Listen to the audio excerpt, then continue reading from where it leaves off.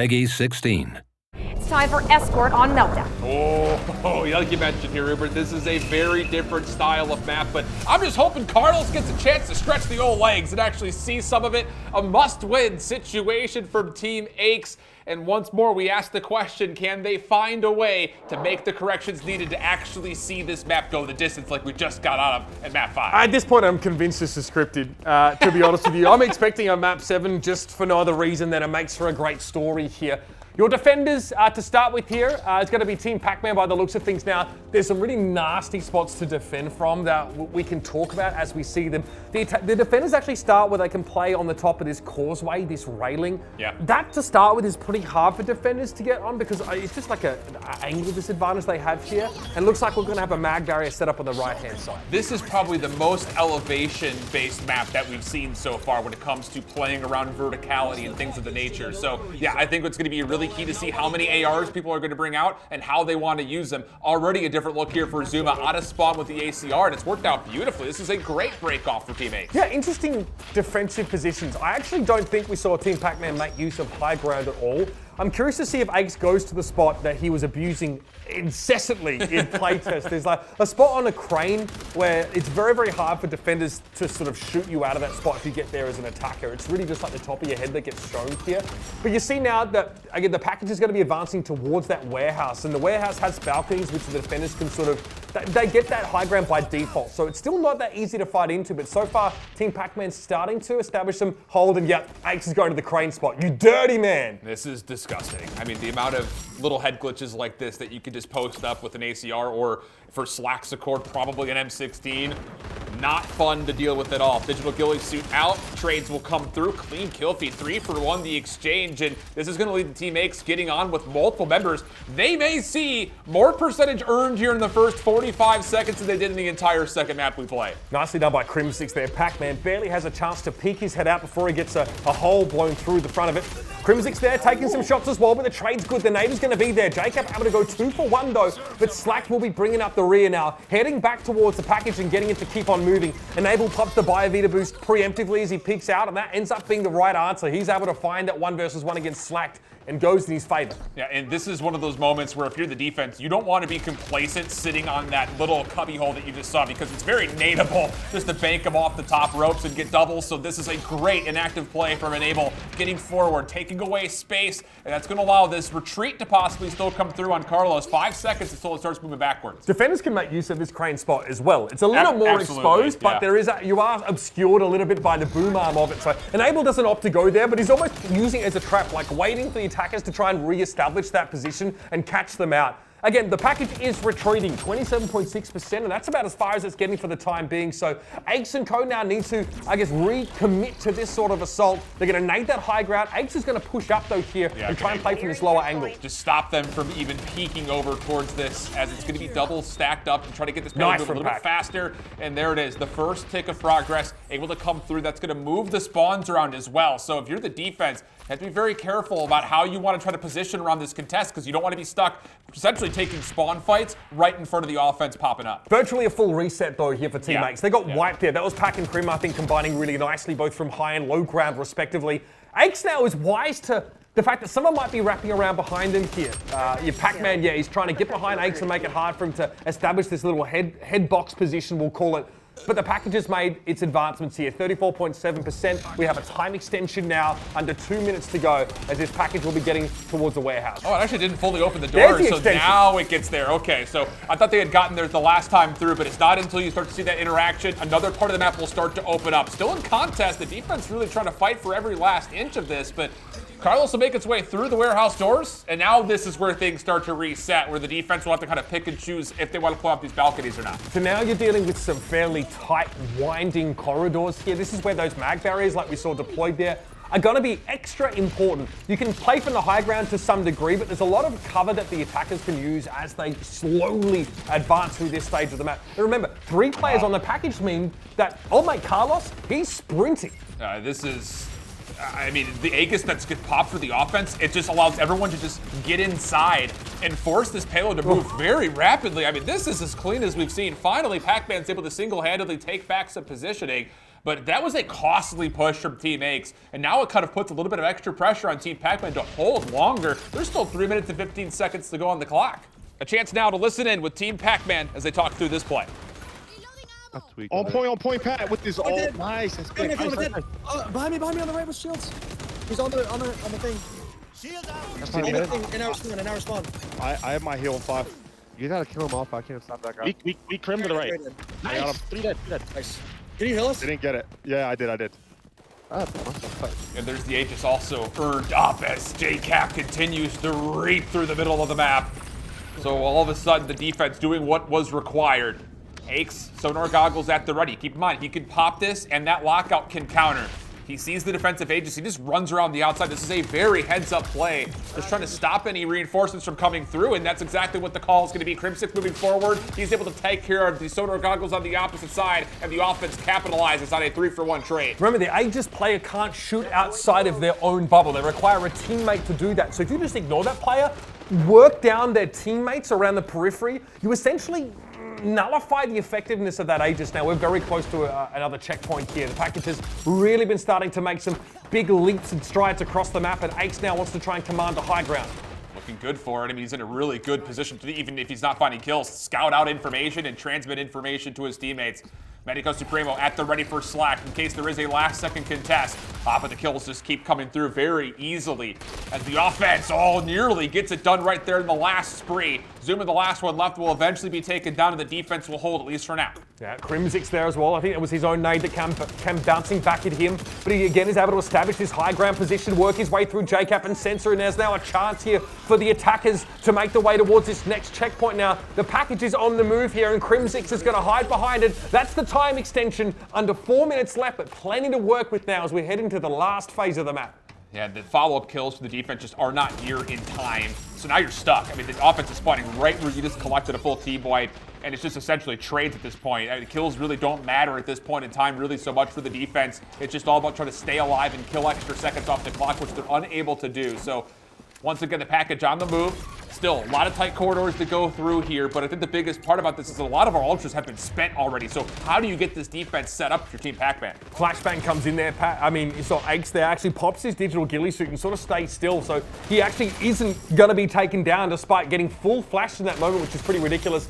JKap again doubling down. He's had a fantastic round. When the defense has been firing up, it's more often than not been him leading the charge. Here's a Medico Supremo now used by Slack, so going to use that preemptively here. Crimsix also popping the Aegis, so combining these powerful abilities, but Crimsix now has no one to stand inside this Aegis and fire out of it. Oh, there's the disruptor that comes through. The lockout finally gets into play, so it immediately shuts down the Aegis, but the kills just are not there to take advantage of it. So even though the Aegis is popped away, and even further, the lockout will keep you from using any abilities, there's just no eliminations. The stack is still here, and the chance for Team X to get it to 100% so much better than we saw him last time. We've been talking about this all day, waiting to see a player with a DedSec operator shut down an Aegis with that ability. But again, it takes more than that, right? Eventually, when the abilities are gone, you are left with, having to deliver in terms of gunplay. And Team Aches had that in spades. Aches drops a cheeky 3-piece towards the end of that round, and that really gets them over the line. So they'll be happy getting the map done with what had to be like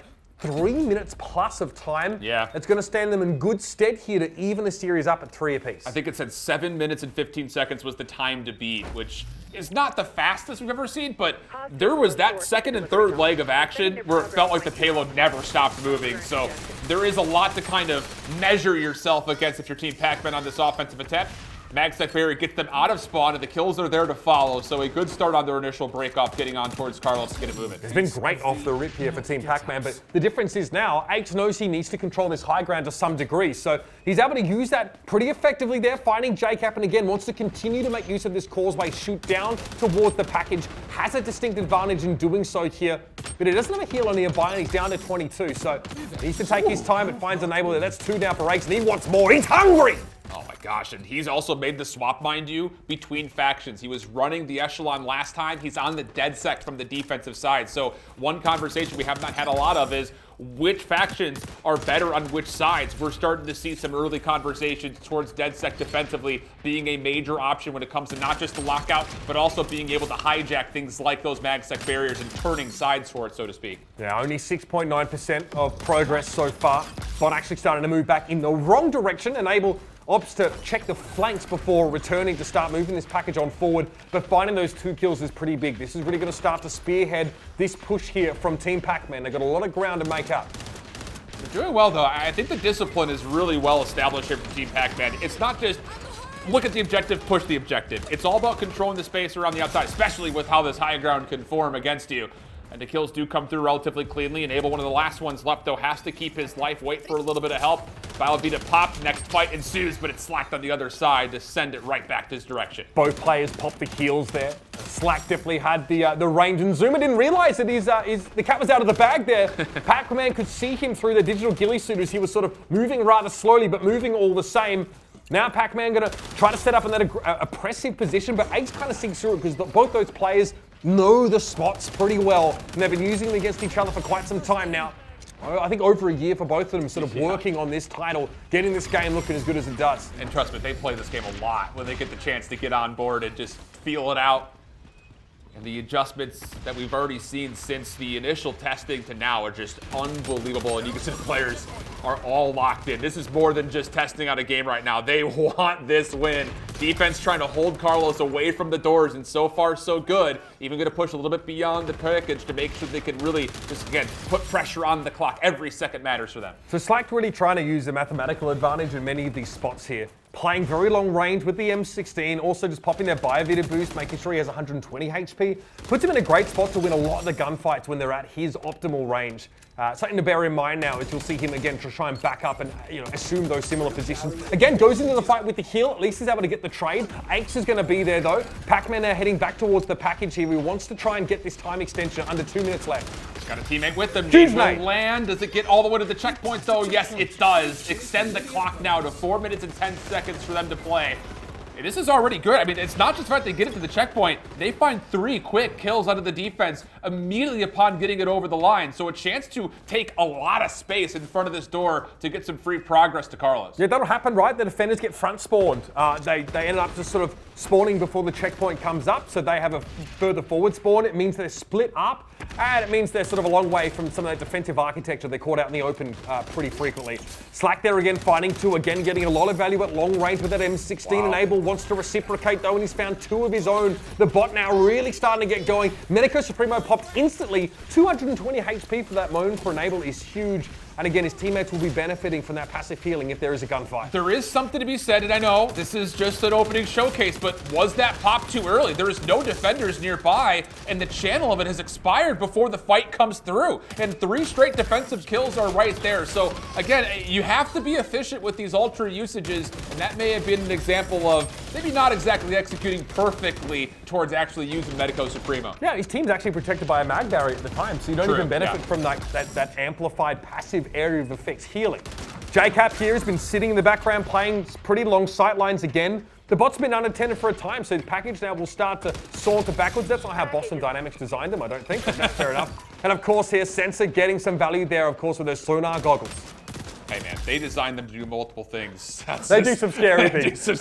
I've seen those videos. They do too many things. I think if anything, we want to see them start retreating just based on that. I like them to regress to being more like 30s. You know what I mean? I feel more comfortable with that. But it does start getting on its way. Here's the lockout from Aches. Right back in towards the tunnels. This will be the time for the defense to start to move very aggressively, and so they will. 3 for 2 the exchange, 1 more to find, quickly contested, and that's enough for full clearance around the objective as the defense moves forward. Potentially this is pretty big here. Crimsix had a chance to establish some really nice lines. Enable just playing from the high grounds, able to take him down. Aches almost gets caught out by another player there as well, but he gets a better of Pac-Man who's trying to run straight at him. And now we're going to see the spider bot being deployed there. That's going to be a bit of fun. We'll see if there's anything to be gotten there for Ace. But again, it'll give him some information if it latches onto an enemy. I think that's the biggest reason for using it, is it kind of controls a lane for you while you can focus otherwise on different positions. So it's a cool way to kind of clear a space without necessarily having to watch it. I mean, DedSec is such a sick class because it's cool. We're talking about the spider bot, but also whenever you throw a grenade, you have a fabricator that literally like 3D prints you another one. Yep. So other classes like use the lethal and they don't have it, but you can just get it back after like 10 or so seconds. It's actually insane. Yeah, it's a really cool class, and I'm glad that we're starting to see it a little bit more on display. It just comes down to where is it best utilized, because the hijack only goes on cooldown when you've successfully hijacked an enemy deployable. So you'll have it up pretty much all the time until you successfully capitalize. And speaking of that, How about JKap? Right off a spawn. Needs to find space and is able to do so. Package is retreating at the moment. 60 seconds to play before Pac-Man's team sees the clock expire, and we'll go to a map 7 if that happens. Might be up to JKap at this rate if Team Pac-Man are going to advance the way they need to here, because Slacked and Ace are starting to cut them down there. Basically, a team wipe there as Team Pac-Man were not ready for that defensive endeavor. Ace has actually been disrupted here. Not too worried, it's just about the gunplay now, but I think it was actually Pac-Man, able to shut him down. Love that little melee kill on Censor. Homie didn't know what hit him.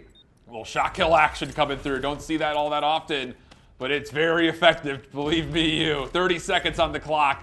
The offense, if this clock does expire, will have a chance to still complete the payload in overtime if they can stay around it, but that has been a very dangerous prospect so far. Still contested. Aches moving their way back in, trying to track down the kills, and finally it's the Aegis that gets the job done from Crimsix. 10 seconds before we go to map 7. Yeah, and Abel just fed himself to the scatter gun there. It's you're damned if you do and damned if you don't in that situation. Here comes Aches though, starting to fry real nice now. Gonna pop that Ultra as well, but it's gonna be unnecessary.